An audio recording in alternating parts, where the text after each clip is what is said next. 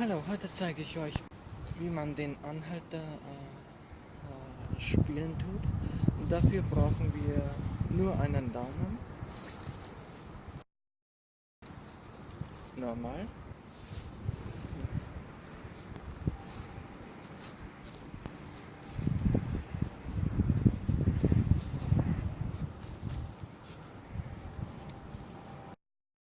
Ich mache es manchmal auch so.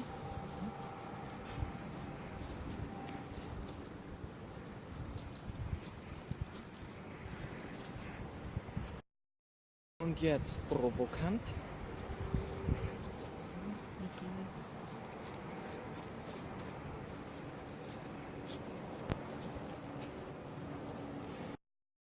Und jetzt tanzend.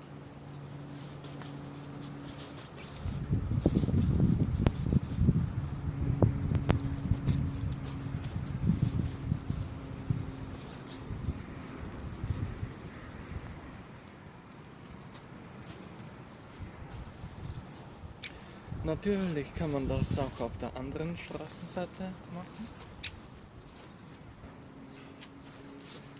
Das sollte ausreichen, um Autofahrer auf sich aufmerksam zu machen. Das war's dann. Bis zum nächsten Mal.